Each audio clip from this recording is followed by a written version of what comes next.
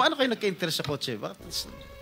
Saan nyo gagamitin yung 28 kotse na luxury cars? Araw-araw gusto mo palit ng kotse? No, I have 4 kids that use it all the time for them to... 4 kids lang. Bigyan mo tig-isa, pero 20, ilan yun? 20 ka mo? 28? 28, opo. My God. And you bought that from the taxpayers' money? No po. Hindi po. Huwag na tayo maglokohan dito. Hindi naman po kami namimili ng lugar. Migos Project? Wala po. Sigurado ka? Opo, Kaya definitely. ka dahil pag meron kami ma-discover na may ghost project, pakukulong kita rito. Madami po kaming sinasabi. I really don't have the figures right now, but I can... If you come here, you have to come here prepared. Yes you po. do not come here unprepared. Alam mo na, tatanungin ka eh.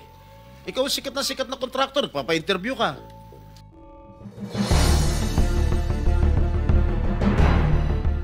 Thank you, Mr. Chair. Before that, maraming nagre-request kasi I lost track of those contractors present here today. Comsec, can you please mention who are those contractors present here today? Comsec, can you repeat the names of the listed contractors present today? Yes, Your Honor. Mr. Alex Abelidov, President, Legacy Construction Corporation. Ms. Cesara Rowena Discaya, President, Alpha and Omega General Contractor Development Corporation. Ms. Maria Roma Angeline Rimando, Owner Manager, St. Timothy Construction Corporation. Mr. Alan Kirante, Owner Proprietor, QM Builders. Mr. Ernie Bagao, Owner Proprietor, EGB Construction Corporation. Mr. Eumir S. Villanueva, President, Top Notch Catalyst Builders, Inc. Mr. Lawrence Lubiano, President, Centerways Construction and Development, Inc. Ms. Aderma Angeli Alcazar, President and CEO of Sunwest, Inc. Edgar S. Acosta, represented by Mr. Edsel Marbella. Mr. Wilfredo Natividad, Owner General Manager, 888 Construction and Supply, Inc. Mr. Romeo Miranda, President, AMO Royal Crown Monarch Construction and Supplies Corporation. Mr. Alan Arevalo, General Manager, Wawaw Builders. Ms. Marjorie Samidan, President, MG Samidan Construction. Mr. Luisito Tiki, President, LR Tiki Builders, Inc. Mr. Ryan Willie D. Uy, Proprietor, Road Edge Trading and Development Services, Your Honor. Thank you. Proceed, Senator Jinggoy. Thank you. I'll just read my opening statement first before I question our resource persons. Okay. Thank you, Mr. Chair. Today, we once again tackle the issue that cuts to the core of public service: corruption in government infrastructure projects. Billions of pesos have been allocated for flood control and drainage programs intended to protect lives, properties, and livelihoods from the devastating effects of typhoons and flooding. Yet, allegations of padded contracts, ghost projects, and substandard implementation now cast doubt on whether these funds truly serve their purpose. Mr. Chair, please allow me to state this for the record. Ang sabi po ng iba, wala raw po akong karapatan na magtanong, magalit, o manindigan laban sa issue ng korupsyon. My life and struggles are an open book. Pero ni minsan, hindi ako tumalikod sa kahit anong akusasyon o paratang laban sa akin. Hinarap ko hindi lamang kaso, kundi ang kaparusahan. At sa huli, ay napatunayan na wala po akong sala. This investigation is not about me. Huwag niyo pong ilihis ang issue. Sa ngayon, wala ni isang tao ang umaamin. Walang gustong managot. At kung pwede, lahat ay magpapalusot. This investigation is about transparency and accountability. Kung wala kayong kasalanan, magsabi kayo ng totoo dahil kung hindi, sinisiguro ko na mananagot kayo hindi lamang sa batas at sa Senado, kundi sa taong bayan. Mr. Chair, if I may continue. Madam Tapos Discaya, na yung 5 minutes mo. May opening ka pa kasi. O sige, news pagbibigyan report. kita. Madam Discaya, Sarah, it is common knowledge that you own 9 companies namely St. Gerard, St. Timothy, Alpha and Omega, Elite General Contractor and Development Corporation, St. Matthew, Great Pacific Builders, YPR General Contractor, Amethyst Horizon Builders, and Waymaker OPC. Am I correct? Yes po. Hanggang ngayon, up to now, you own these 9 construction companies? Yes po. All right. Since you started securing contracts from the DPWH, since kailan kayo nag-umpisa? 2012? DPWH? Yes. Yes po, 2012. Pag-usapan muna natin yung 2022 hanggang 2025. Ilan na po yung naging projects nyo sa DPWH? Marami na po. Ilan nga? I don't have Mahigit the figure. 400? Mahigit 500? Within the span of 3 years. I don't have the figures po. Estimate lang po, ballpark. Give me a figure. ballpark figure. Siguro po, mga 400, ganun. I'm not, Siguro. I'm really not sure. Okay. I don't have the figures with me. Sa loob, sa bawat taon, ilang bidding ang sinasalihan mo? Marami po kaming sinasalihan na bidding. All flood control projects? No po. Ano pa yung mga projects? Buildings, kalsada, Nationwide or only in Metro Manila? nationwide po. Nationwide. All right. Pero yung bulk ng mga projects na award sa ng DPWH, mostly sa Metro Manila. Am I correct? Hindi po, sa probinsya po. Sa iba-ibang lugar. No, the bulk of your contracts. Here in Metro Manila? No po, outside Metro Manila ang marami. Where outside? Where outside of Metro Manila? We have in Romblon, Cebu, Bohol, Bacolod, Zamboanga. Hindi naman po kami namimili ng lugar. Migos project? Wala po. Sigurado ka? Opo, Kaya definitely. ka dahil pag meron kami ma-discover na Migos project, pakukulong kita rito. Minimum totoo.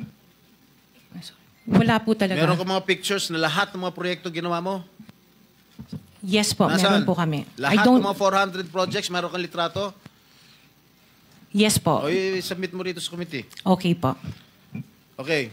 Sa mga bidding na sinasalihan mo ng mga kumpanya mo, itong 9 na kumpanya, ilang beses kayo nanalo? At ilang beses, kung natatalo rin kayo sa Actually, bidding, I ilang don't beses kayo have the natatalo? actual figures, pero sa panapanalunan, very minimal lang po talaga, mga 2%. Pero ang dami namin projects po na sinasalihan na bidding. So, sa loob ng isang taon, pag nagbibidding isang kumpanya mo, halimbawa itong ano ba yun, yung Alpha Phi Omega, ilang beses kayo nagbid sa isang taon at ilang beses kayo nanalo?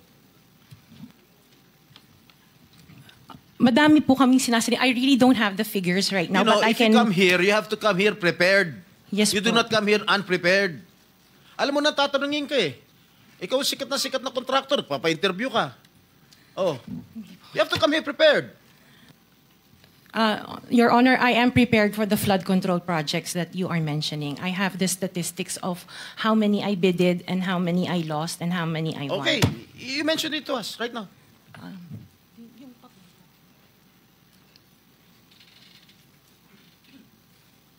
You are asking her to relate the 400. No. Parang mahirap naman yata. Hindi. 400. In 2022, I bidded for 491 projects. This is just for the flood control, Your Honor. How many projects? For 491. 491? 491. I joined the bidding. Po. Oh. This is in 2022. I only got 71 projects from the 491 na sinalinan ko po. 71 only. How many companies? This is just for Alpha and Omega po. What about the other companies? What about the other 8 remaining companies that you own? I don't have the statistics for that because I was only called as Alpha Wait, and Omega. You admitted earlier when I asked you if you own these 9 companies and you answered in the affirmative. Right now I'm asking you kung ilan yung 71 71 flood control projects na napanalunan ninyo, now you're only speaking in behalf of Alpha Phi Omega. Eh kanina sinabi mo, ikaw may-ari ng Siam. Why can't you answer in behalf of the 8 remaining companies? Kasi po, yun lang yung na-prepare po namin for today's hearing. Oh, what about the representative of the other construction companies? Itong si Remando. Oh, how many? You're representing St. Timothy. Good morning po, Mr. Chairman. For St. Timothy Construction po, we have 145 projects. Flood control projects. Yes, Mr. Chair. Since Since 2022, up to the present, as we speak, 122. 145. Excuse me? 145, Mr. Chair. Napanalunan, ang na-award sa inyo, 145 flood control projects. Yes, Mr. Chair. Napanalunan nyo yan. Yes, Mr. Chair. So, all in all, dun sa 8 companies, ilan? Dun sa 9 companies, hindi nyo alam? Out of the 400, maybe, who can answer my question from the DPWH? Maybe they have the records there. Mr. Chair, with the Just indulgence for of the the SP record- Pro Temp, Yeah.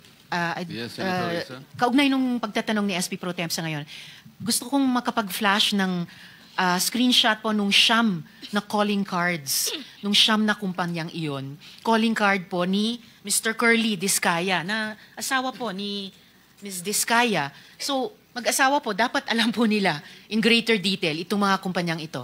Ito po, Mr. Chair, SP Pro Temp.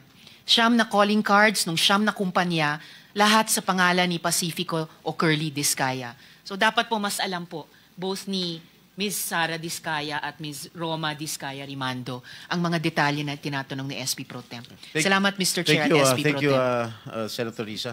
Okay, for the record, yung may-ari ng St. Gerard Construction, nandun yung pangalan ng asawa mo, Pacifico Discaya. Okay?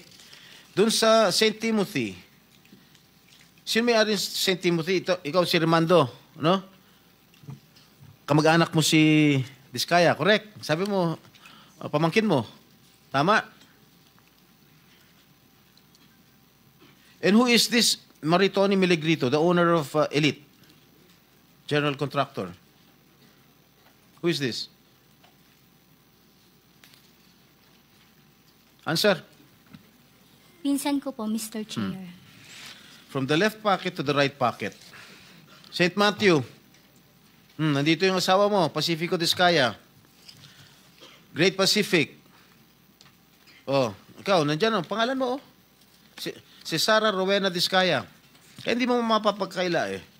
YPR General Contractor. Nandito rin ang pangalan mo. Miss Sara, alam mo, huwag ka magsisinungaling, ha? Amethyst Horizon. Sino si Amethyst Horizon? Sino si John Brian Eugenio? Who is he? Sagutin mo, Miss Rimando. I didn't know, Mr. Chair. Madam Sara. He's one of our employees. Oh, dami. Waymaker. Sino si Gerald William Discaya? He's my eldest son. Okay. Alpha Phi Omega, yan, asawa mo. So, you confirm, lahat ng siyam na yan, ikaw ang may-ari. Tama? Part owner po. Part owner. Okay. Kaya nyo ba talaga pagsabay-sabayin yung mga construction, mga proyekto ninyo? Paano nyo nagagawa ito? Yes po, we have sufficient employees naman that can carry out and execute the project. Okay, ilan ba yung mga empleyado ninyo? In the office po, mga 200 plus. Sabay-sabay kayong naawardan ng kontrata ng DPWH. Alam mo, nakakapagtaka dahil kayo lagi nakakuha ng DPWH contracts, ha? Sino ba talaga sa DPWH ang nagbibigay sa inyo listahan ng mga projects for bidding? Turo mo na. Wala po akong knowledge po.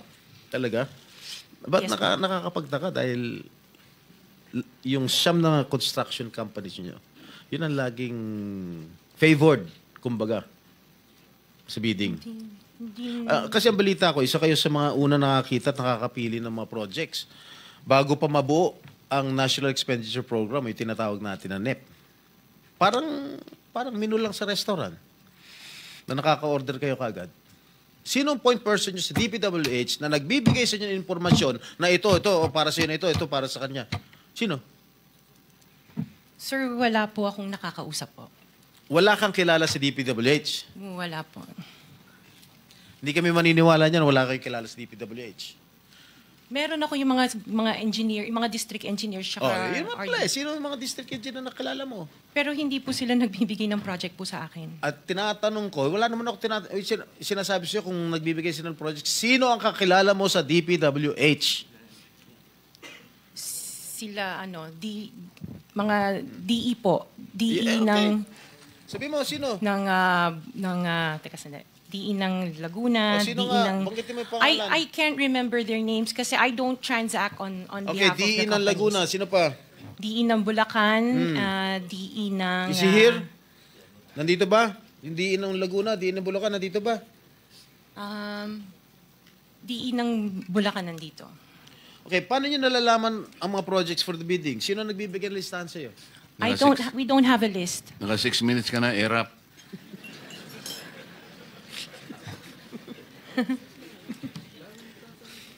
Okay, I don't have a list po.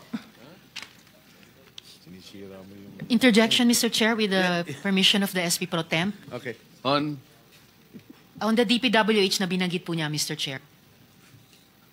Okay. Salamat, Mr. Chair, SP Pro Temp. Dahil natatanong po ni SP Pro Temp ang DPWH din in connection sa mga diskaya. I wonder, Mr. Chair, kung natignan na po, nasilip na po ng DPWH, kung may practice ang mga diskaya companies ng pagpapahiram o pagpaparent out ng lisensya nila para mag-force multiply sa capacity nila.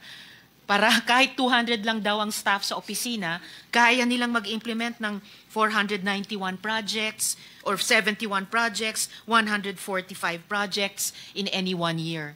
I wonder, Mr. Chair, kung nasilip na po yun ng DPWH. Incidentally, Senator Risa, you are the next interpellator, so you may want to continue with your 5 minutes. Thank you. Will do. Thank you, Mr. Tinatapos Chair. mo na ba ako, Chair? Okay. One last question, if I may. One last question, Mr. Chair, Senator Risa. Madam Diskaya, saan nyo ba kinukuha yung mga coaching imported, mga luxury cars? Ang balita ko, dun sa interview mo, binili mo yung isang Rolls Royce dahil nagandahan ka sa payong. Tama ba? Sir, yes po. Samantalang, ilan yung luxury cars mo? Nasa 28 po. 28 lang. Yes. Ano ito mga ito? Rolls Royce, Ferrari? I don't have a Ferrari. Ano yung mga luxury cars? Lamborghini? No rin. Cadillac. Saan binili? Sagutin mo na. Saan mo binili? Sa dealer po. Sino dealer? Dito, local? Local dealer o sa abroad? Freebell Enterprises tsaka yung isa Auto Art. Dito, sa Pilipinas? Yes po. Hindi ka nag-import? No po. Dito, may dealer ng mga Yes po. Rolls Royce. May dealer ng Rolls Royce meron dito. po. Ano pa yung mga ibang luxury cars mo? Yung anong tawag dito, yung Cadillac and the GMC. Cadillac Escalade, ganon? Yes po. Oh. The GMC. Yun lang. Sinong dealer? I mentioned earlier, Freebell Enterprises and Auto Sa Art. lahat ng kotse mo, yun ang mga dealers mo? Dalawa lang sila Dalawa po. yung dealers mo. Yes what, po. what other luxury cars do you own? Yung iba dito na, the Maybach. Dito Maybach, ko na binili. Mercedes. Yes po. And then, yung iba, dito na rin yung Range Rover. Bentley. The Bentley dito na rin po. Paano kayo nagka-interest sa kotse? Saan nyo gagamitin yung 28 kotse na luxury cars? Araw-araw gusto mo Collection. palit ng kotse? No, I have 4 kids that use it all the time for them to Oh, be 4 taken to kids school. lang. O, bigyan mo tig-isa, pero 20, ilan yun? 20 ka mo? 28? 28. Opo. My God. And you bought that from the taxpayers' money? No po. Hindi po. Huwag na tayo That maglokohan would be- dito. Let's allow our people to decide on that anyway. Just linawin mo yung pangalan. Senator Risa, sorry nagkamali ako. Chairman, Si- just the 2 names of the dealers. Dealer ako ng kotse, kaya ako alam yan eh. Sino yung dalawa? Pinagkukunan mo ng luxury cars? Freebell Enterprises Ha? and Freebell Enterprises Freebell. and yung isa Auto Art. Auto Art. Yes po. Okay. Thank you.